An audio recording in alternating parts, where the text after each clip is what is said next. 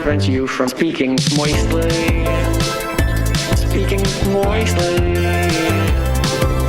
Keep 2 meters apart. Speaking moistly. Hey, it's Speaking Moistly, everybody. It is me, Greg Wycliffe, and of course the one and only Mark Peralvis. How are you doing today, sir? I'm doing very well, sir. Unbelievable all the stuff that's been coming out lately. I can't believe what's going on in the House of Commons. I can't believe what's going on with our justice system. I can't believe what's going on with the Freedom Convoy. We've got Freedom Convoy news now. What the heck's going on? But I'm doing well. How about you? Yeah, I was doing okay, but I gotta say it is really alarming when you see news like this that somebody is getting arrested 15 months after the fact. I'll just bring this up on screen real quick. This is a tweet from Rob Primo summarizing it. Harold Jonker was just charged in relation to the Freedom Convoy 2022. He was just charged with 4 counts of criminal charges almost 15 months later. The Liberal regime here in Canada wants to persecute anyone who doesn't align with their extreme ideologies. And of course, you can see him there with his with his family. Where? Oh, my internet's a little janky right now, I guess. Hopefully the stream's coming through okay. Yeah. But you were saying that this guy is a trucker. Yeah. So he owns. What was his name? Jonker. Harold. His Jonker. Yeah, his last name Trucking, and I read the news articles talking about what happened, and basically he was one of the prominent, not a leader, but he was one of the lieutenants, I guess, and he had 12 trucks and they went down to Ottawa and that was that. And now he's getting charges, and the charges are along the lines of advising what was it? Advising to counseling to That's commit. it. Thank you. Yes. Thank you. Counsel to commit and non-committed crime. So because he said something maybe on a live stream or something like that, or on a video, they're trying to prosecute him, and it was blocking some highway or something like that. He got charged with that. So it feels to me like retribution. It feels to me like this is supposed to chill other people from thinking of doing the same thing. I don't know. What's your initial feeling on this? My initial feeling on this is, honestly, it makes me think about how terrible the Conservative Party is and how much of a problem that is. Because we don't have anybody in the House of Commons who has actually yet condemned the authoritarian behavior of Justin Trudeau after the Trucker Convoy. Like, no one did that. Mm-hmm. Sure, they may have said, hey, you didn't handle COVID right. Maybe you didn't handle the convoy right. But we still haven't had said people say, you froze bank accounts. You're a horrible person for doing that. You have political prisoners. You're throwing people in jail for their opinion. You shouldn't be doing that. You should be resigning. You are a disgrace to democracy. A foreign politician said that, but the leader of the opposition, Pierre Poilievre, called this person a vile racist. You know what I mean? Well, they're not Chinese. Like, I'm reminded of, obviously it's terrible what's going on, but it's like, you know, the situation is made worse because we don't have a serious opposition in the House of Commons to even bring attention to this, right? Yeah. Because they haven't brought attention to any of the political dissidents or any of the political prisoners from the Trucker Convoy. So it's so obviously it's very upsetting because, you know, I don't know if I've disclosed this yet on Speaking Moistly. I've talked about it a little bit, but when Randy Hillier got all these trumped up charges from the Trucker Convoy, I was on a list, apparently, having to do with his charges that said, like, you know, Randy Hillier cannot talk to me. And I looked at his charges, and there was mischief, counseling to commit mischief, and blah, blah, blah. And it really scared me. It terrified me at the time because it's like, well, technically I'm guilty of their characterization of mischief and their characterization of counseling to commit mischief. So who's to say that they might not, you know, nab me or charge me? I thought it would be like months after the convoy, not like 15 months later. But, you know, knock on wood, that doesn't frickin' happen. But obviously when I see something like this, it's like, oh, well, I guess I'm not totally paranoid. It's just a matter of, like, you know, who's on their list of who they want to fucking pick on. Part of my language. I've talked about this before, but I was contacted so much by so many different people, and some legitimate people like you and I talked about going up to the convoy and how it was, you know, going up to Ottawa. We're not that far away. People from BC have gone, you know, it seems like a really golden opportunity. It seems like we should do that. And, you know, just in the back of my mind the whole time, I thought there's something not right about all this. There's something that's not sitting right with me. And so I didn't go to the convoy, and there were other reasons that I didn't go, but there was something putting up red flags for me about the whole thing. Like, people wanted me to go more for different reasons than like, hey man, you're a super patriotic guy who likes to put out a daily podcast about Canadian politics. Like, you should be there. Yeah, it felt like something different. And it felt like, a trap. It felt like if you go, they're going to, find a reason to make sure that you're dealt with in a way that maybe you wouldn't like, right? I don't know. It seems like if they have an opportunity to 15 months later charge somebody who brought 12 trucks to the Freedom Convoy, they're going to take it. And that seems to be sending a message. The purpose of that is to send a message. Right. But you realize that there's no avoiding this, right? Like, there has to be some sort of confrontation to the authoritarian problem in this country. Like, by you like outsmarting the system and like not going to the convoy. Sure, you've maybe saved yourself the trouble of potentially getting persecuted, but we still live under this regime, right? So it's like, although it's like, hey, I'm safe, it's like the problem is still there. Safe is subjective. Sure. Right. You're not wrong. But I'm saying, like, that mentality, sure, it's wise for your own personal self, but like there's no sort of like long-term there's no sort of long-term sort of anything to look forward to if that's what your mentality is. You're essentially saying, okay, we're already in a communist regime. There's nothing we can do about it. I just need to hide. No, I don't think that. I just need to hide in power. I don't think there's nothing we can do about it. But okay, the Polish, and I can't find, I've seen this on a documentary. It was very early in the morning, and I was nursing my daughter at the time. But the Polish, during the Nazi occupation of Poland, had a way of fighting back that at 11 o'clock, they all stopped. Like, the bell would ring 11 and they would just stop, and they were protesting. And this protest would carry on. And this is one of the ways where they soft pushed back.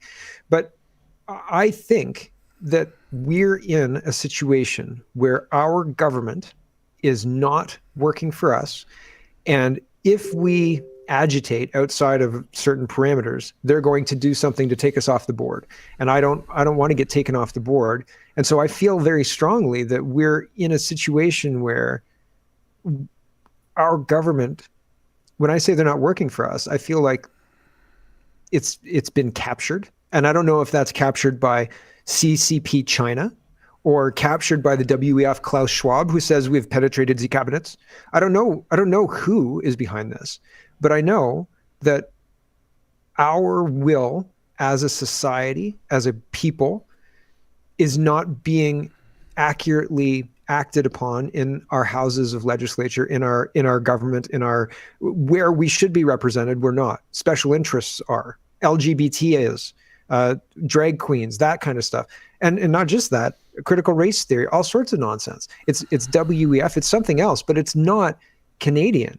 And so that I'm very cautious, because I understand. And you say, maybe if I had come, if other people who shared my mentality, like, this looks off, this looks hinky to me. If we had ignored that and instead come, maybe we'd be out of this now. Maybe we would. No, that's not what I'm saying. But that's not what I was saying. Oh, okay. Well, but I'm just saying, like, the example of France and the example of what I'm saying, Brazil says no to me. What I'm saying is if more people would have had your mentality of being fearful of going to the convoy, then the numbers would have been smaller, and then it would have been even easier to persecute us and even easier to crush us out like a bug. See what I'm saying? Like, without the Freedom Convoy, we'd still have mask mandates, we'd still have vaccine mandates, we'd still have. And the only reason they'd even worked is because there were so many numbers. Yes. So 100%. I agree with you. When that fear of intimidation and that fear of, like, oh, well, maybe this is a trap, like, with all those, like, mind games going on, it deters people from even going, and blah, blah, blah, blah, blah. Yeah, and that, when it's a smaller group of people acting out, it's much easier for the state to just crush them. And Canada's very big too. It's very difficult, because Canada is such a large country that it's very difficult to have a situation where you have that many people acting in unison like that. So, I mean, I think if the convoy had pushed through the Emergencies Act and all of that other stuff, then we might have had a collapsing government. But Jagmeet Singh and Justin Trudeau, it is artificial.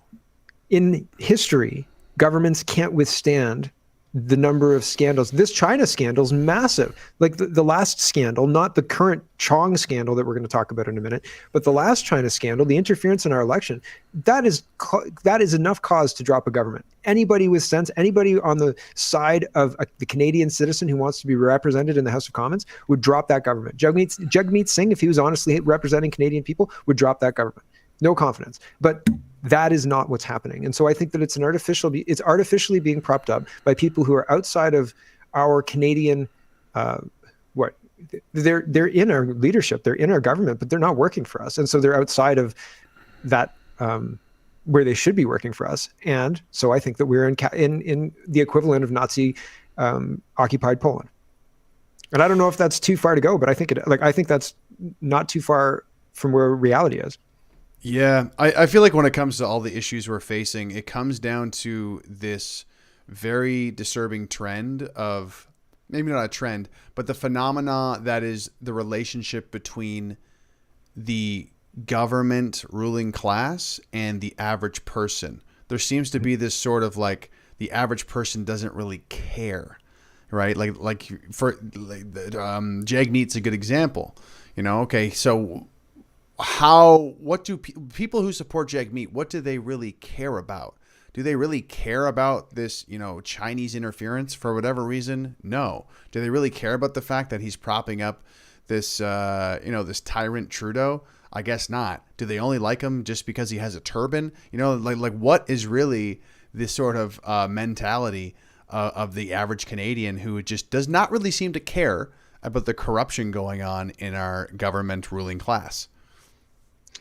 Yeah, but I like when we talk about Chinese interference in our election, and I've been screaming about election interference for years. I mean, watching the 2020 U.S. election interference kind of is a window into the perversion of ours, and there's all sorts of different reasons for that. It is, just to interject here for a second, but the relationship between the government ruling class in America and the populace is different, because the populace is much more excited and engaged with American politics and what goes on. I guess, but it's still being done. Like the same kind of divisive nonsense is still being done. And the ultimate goal of having very, very charged rhetoric that is ultimately an argument about the nature of reality. Can this man be a woman?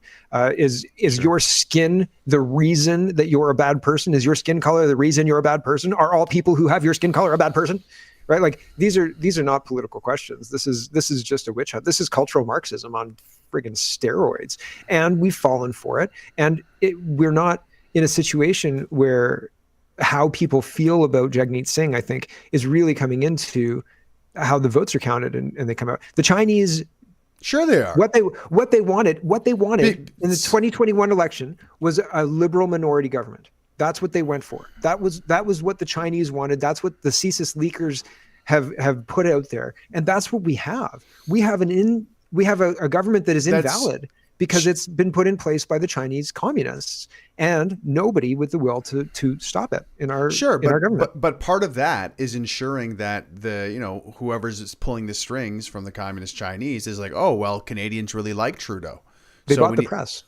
They bought the press. It doesn't matter what what Trudeau does, because the press is going to cover for him. But part of finessing the political system is knowing who people like, who is popular, and playing into that through the propaganda and funding that propaganda. Right? It's not just a matter of buying votes. And like the big difference here is you're saying, oh, do people really care? Like, does it really make a difference if people do or do not like Jagmeet?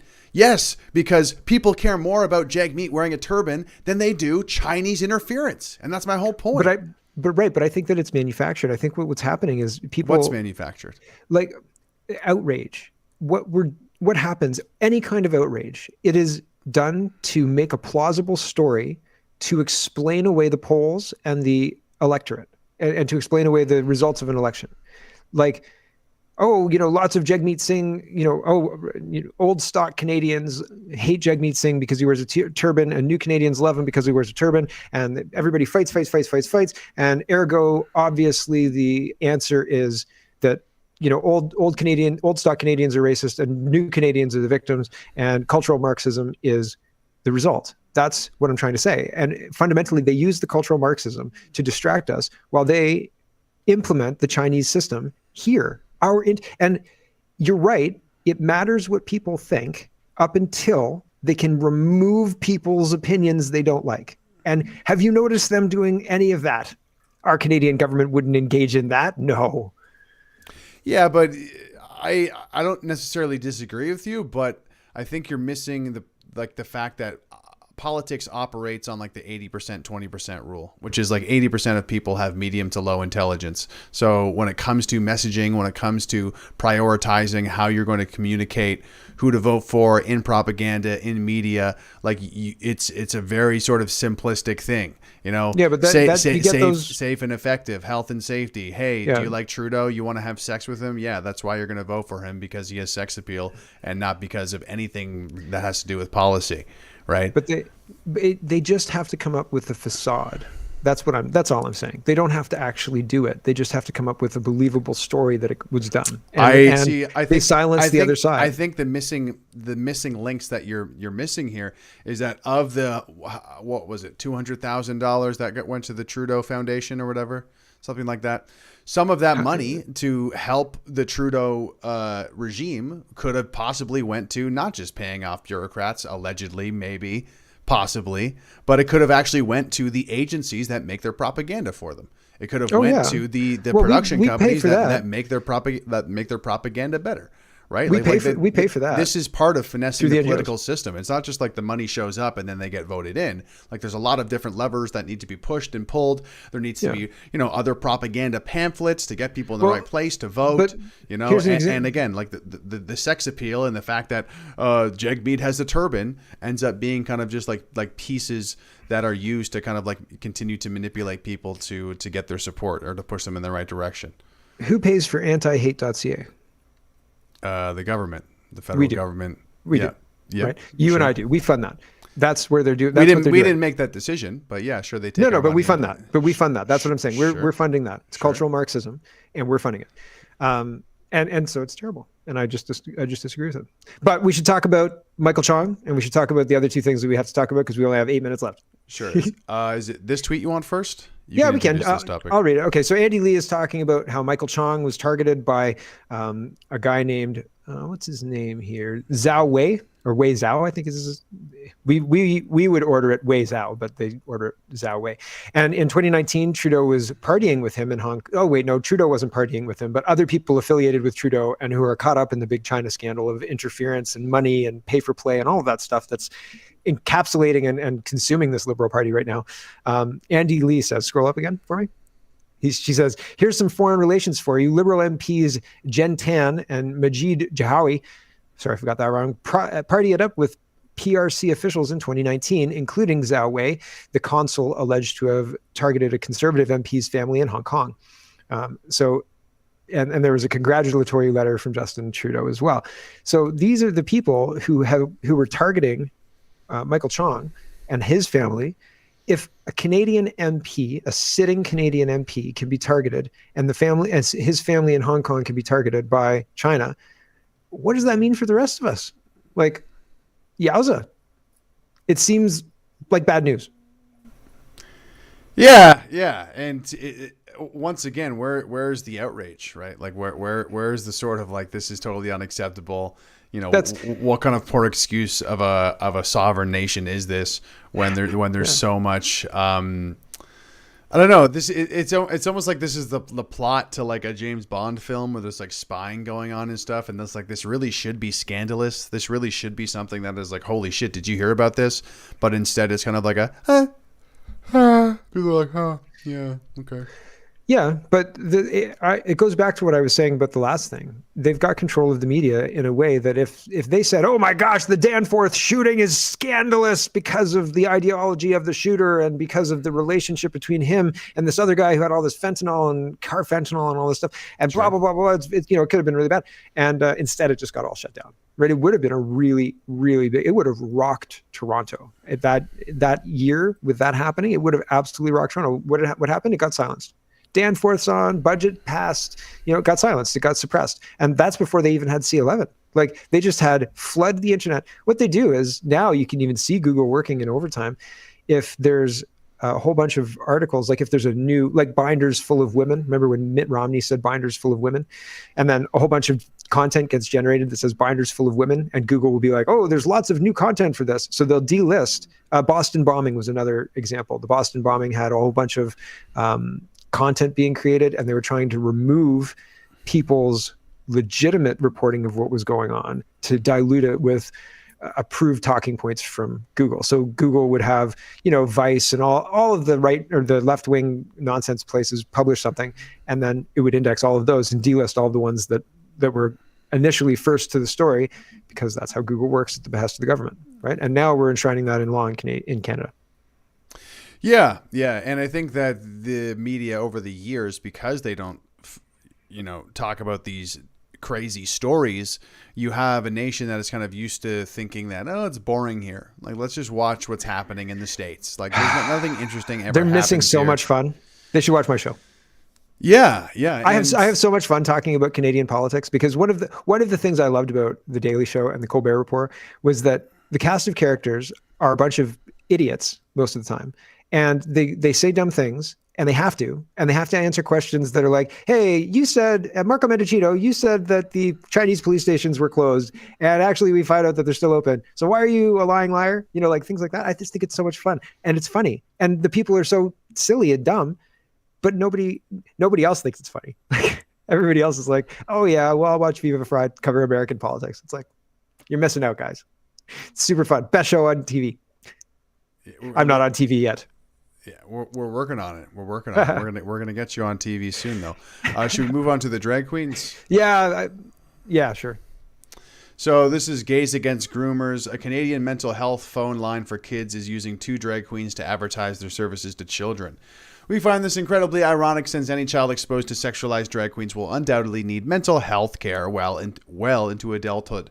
Feel free to contact the phone line directly to let them know what you think about this incredibly bizarre and inappropriate advertising campaign. Let's just play it real quick. Oh man, I didn't even play it. I didn't even want to give it any You credit. do when you have lots of feelings. Sometimes I like to hold my favorite stuffy. Sometimes I like to draw my feelings. Sometimes I like to dance. Give your feelings a place to go. Feel out loud at Kids Help Phone. You do when you have lots. Yeah, if you're feeling mentally ill, that's exactly who you want to get Yes. on the phone, right? That's exactly who you want to Holy smoke. talk to. Is Faye there? So I reached out to them though. I emailed them I went to their website and I emailed them and I said, hi, Kids Help Phone. What in the ever-loving world are you thinking of doing here? What is happening here? And they responded to me. Do you have that? Yep. Let's bring it up. I can't remember exactly what I said. Do you want to click on one This of is them? a response from my request. Should I click on the first image? Or the second image, I guess. I can't read all of it. Darn. Oh well. Let me just move this over 1 second. All right, there we go. Kids Help Phone supports every person in Canada in any way they choose to express themselves. We are champions and supporters for the 2S LGBTQ plus community. As such, our content, including stories and imagery, including gender variant parents and children, supports... I have a question. Supports diversity and inclusivity.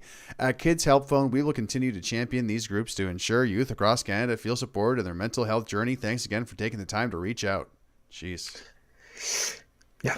So they're not reading the room very well. And Are you a gender variant parent or child? What is it? I don't even know what that is. What is that? I don't know. A made-up term for This is- cultural hey, Marxists to hey. shame people for it? Hey, Kids Help Phone, is this going to help with a kid's mental health? Asking them, Yeah. well, are you a gender variant child? Did you think about that?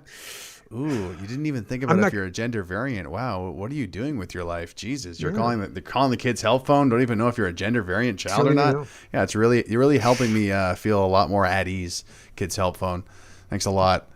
Yeah, it's you pretty really didn't concerning. add to my existential anxiety by asking if I'm a gender variant child or not. Jesus, I'm even more confused now. Thank you, thanks for that. Oh, Yeah, and there's a lot of, I mean, when you have kids who have been through trauma, having a man in a dress might be triggering for them.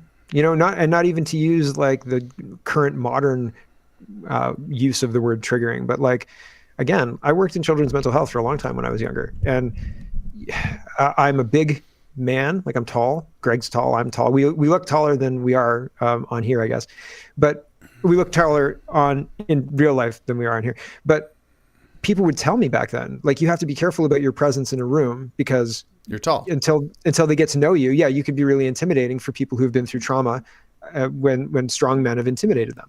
And so, like, from a real, an honest place of caring, I don't know how anybody who wants to do to help kids can stand by that garbage, because it's absolute trash, and it makes me sick. So shame on Kids Help Phone. Shame. Yeah, there's such a dishonesty around all of this. Obviously the non-binary stuff, the transgender stuff, but the way in which it's being like thrust upon kids, there's so much dishonesty around it, where it's like, oh no, you guys are just being homophobic. It's like, no, this is, people are concerned because all these sexual themes are being thrust upon children. That's the whole concern. Like, are you really going to be that obtuse to say that these people complaining are just homophobic?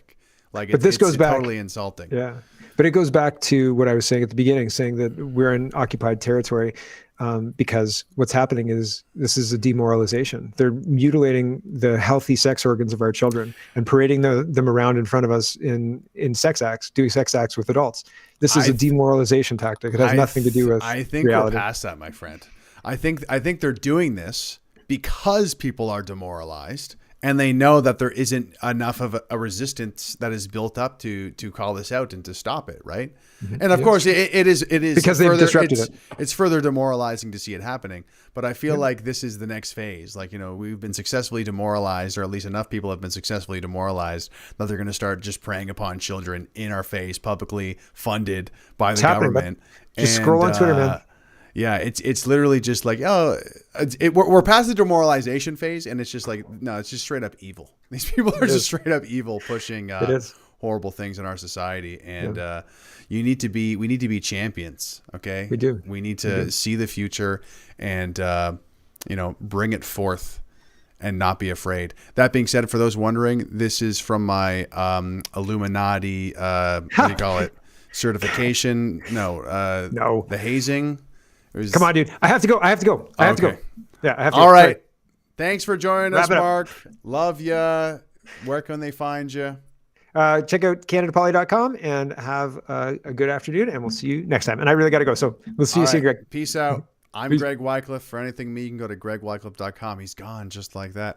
But we'll talk to you next week, guys. We know to prevent you from speaking moistly. Speaking moistly. Keep 2 meters apart. Speaking moistly. Speaking moistly. Keep 2 meters apart. Speaking moistly. I'm not a medical expert. These are the things